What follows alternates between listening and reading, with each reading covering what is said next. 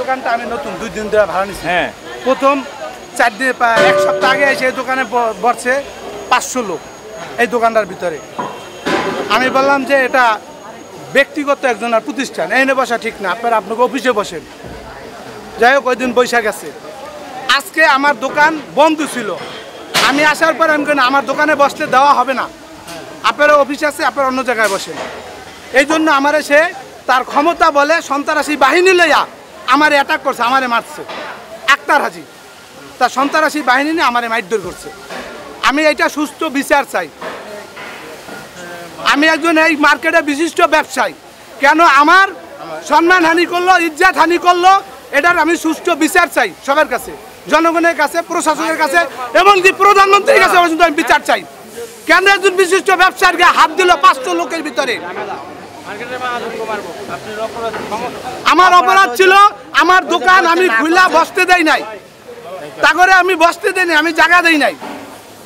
তার সন্ত্রাসী বাহিনী ধরে আমার লয়ে আমার গায়ে অ্যাটাক করছে। হ্যাঁ, আমি আমার দোকানে বসতে দিই না, সে তার সাথে যে সমস্যা হোক সে সমাধান করুক। আর যেহেতু সে আমাকে হাত দিচ্ছে, সে একটা উচ্ছৃঙ্খল লোক, এই মার্কেট থেকে তাকে বিতাড়িত চাই, সবাই বিতাড়িত চাই, তাকে এই মার্কেটে ঢুকতে দেওয়া হবে না। বিচার চাই, বিচার চাই, আক্তার হাজির বিচার চাই, বিচার চাই, বিচার চাই, আক্তার হাজির বিচার চাই, হানিফের গায়ে হাত দেওয়া বিচার চাই, বিচার চাই, বিচার চাই, আক্তার হাজির বিচার চাই, বিচার চাই, বিচার চাই, আক্তার হাজির বিচার চাই, বিশিষ্ট শিল্পপতি মোহাম্মদ হানিফের গায়ে হাত দেওয়া আক্তার হাজির বিচার চাই।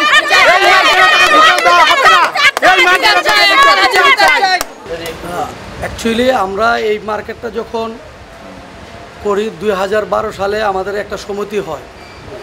এই সমিতির মাধ্যমে আমরা এই মার্কেটের প্রথম সিসি ক্যামেরা লাগাই 16টা, পুরো মার্কেটে লাইটিং করি যাতে জনগণ অবৈধ কোনো কাজ না করতে পারে। তারপরে আমরা মসজিদ করি, অজুখানা করি, ডিপ টিউবওয়েল করি, বাথরুম করি, সম্পূর্ণ পরিপূর্ণভাবে আইনের আওতায় যেন মার্কেট চলে, আমরা সেই ব্যবস্থা গ্রহণ করছি। তারপরে করোনা যখন চলে আসলো 2021 সাল, 2021 সালে করোনার সময় সবাই মার্কেট বন্ধ, দোকান পোশাক বন্ধ, আমরাও বাসার থেকে বের হই না। তখনকালে সমিতি প্রত্যেক বছর আমরা নবায়ন করি, অডিট করাই। তো করোনাকালীন আমরা 2 বছর নবায়ন করাতে পারি নাই, আমরা আসি নাই, করি নাই, আর অডিট অফিসাররাও আসে নাই, ভাই এখন আর যাব না। হ্যাঁ, তো সেই ক্ষেত্রে তারা যেহেতু আমাদের পাশে থাকে, তারা সবই জানে। আমাদের একটা পিয়ন ছিল কেরানির কাছ থেকে সব তথ্য নিয়ে তৎকালীন এমপি বাবলা সাহেব, তার সাথে তারা যোগাযোগ করে বাবলা সাহেবের যেই লোক এখন কমিটি দিছে, এই লোক বাবলা সাহেবের আন্ডারে সে কাউন্সিলরে দাঁড়াইছিল, তার সাথে খুব ভালো সম্পর্ক বিধায়ী তার এসে দলের প্রভাব দেখাইয়া, তার এমপির তোর প্রভাব দেখাইয়া এই বাবলা সাহেব সমবায় সমিতিতে গিয়া আমাদের এই 2 বছর নবায়ন বাদ থাকার কারণে সে নতুন করে আরেকটা কমিটি দেয়, জামাই বউ কমিটি। যেই কমিটির জামাই সেক্রেটারি, বউ কেশিয়ার, বাই সদস্য। এইভাবে আমাদের এই মার্কেটের দোকান হইল 200 উপরে, 500 লোকে ব্যবসা করে। মার্কেটের কোনো লোকজন তাদের সাথে কোনো কমিটিতেও নাই, কোনো জায়গায় কিছুতে নাই। এরপরে কমিটি কইরা প্রভাব খাটাইয়া সে আমাদেরকে বলে, আপনাদের অবৈধ কমিটি, আপনাদের কমিটি নবায়ন নাই, আপনারা আর এখানে থাকতে পারবেন না। ঠিক আছে, আমরা ব্যবসায়ীদের স্বার্থে, ব্যবসায়ী যাতে বিশৃঙ্খলা না পড়ে, লসে না পড়ে, আমরা কোনো গণ্ডগোল করি না। আমরা স্বেচ্ছায় চলে গেছি, চলে গিয়ে আমাদের কমিটি আবার আমরা নবায়ন করছি। নবায়ন কইরা আমরা ডিসি সাহেবের কাছে দিছি 1 কপি, থানায় দিছি 1 কপি।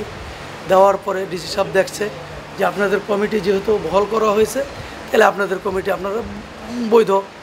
থানার ওসি সাহেবের কাছে গেছি, আমরা আসছি, আসার পরে তো এই তো দেখলেন, আপনারা নিজেরই দেখছেন বহিরাগত কত লোকজন এখানে আইনা, যেটা অবৈধ যারা আছে তাদেরকে নিয়ে বিভিন্ন ধরনের কথাবার্তি।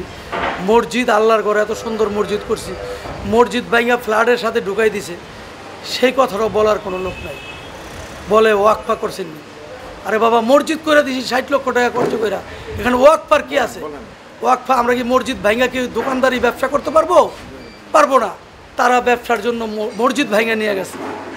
তারা আমার সমিতির অফিসটা এত সুন্দর সাজানো ছিল, 16টা সিসি ক্যামেরা, মনিটর, সব কিছু, চেয়ারম্যান ইত্যাদি সব কিছু তারা নিয়ে, আপনারা যাই দেখেন, তারা নিয়ে আমার ওই সমিতির অফিসটাও তার ফ্ল্যাটের সাথে দেওয়াল ভাঙ্গা নিয়ে নিছে। এটা কোনো মানুষের কাজ, কোনো মানুষ করতে পারে? এগুলি তারা করছে। এখন আমরা সেই প্রতিবাদে আসছি। আমরা আপনাদের সহযোগিতা চাই।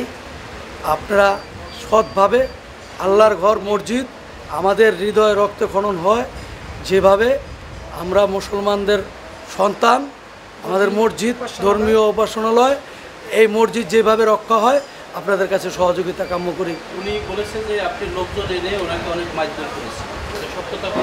এটা তো আপনারা নিজেরই প্রেজেন্ট ছিলেন, দেখছেন। আমাদের সাথে প্রশাসনিক লোক ছিল, আমাদের সাথে কমিশনার সাহেব ছিল, আমাদের সাথে ওনাদের কমিটির যে সভাপতি মামুন ভাই ছিল। আমরা তো আর এখানে একা না, আর মিডিয়ার যুগ, এখানে তো আর কেউ বললেই হবে না। হ্যাঁ, মানববন্ধন আমরা করতে পারি নাই, মানববন্ধন করতে পারি নাই। না, আজকে যদি আমার হামলার সংখ্যা হলো 99%, এখন যদি আল্লাহ আমার রক্ষা করে করবো, আর নাইলে তো আমার রক্ষা করার উপায় নেই। তো বহিরাগত লোক কারা আনছে, কি আসবে আপনারা দেখছেন। আমি আইনগত, আমার জিটি করা আছে, জিটি করা আছে, প্রশাসনের জানানো আছে, প্রশাসন আজকে ছিল, দেখছে, দেখে এই অবস্থা। আরে প্রধানমন্ত্রীর কাছে বিচার চাই, মাননীয় শেখ হাসিনার কাছে বিচার চাই।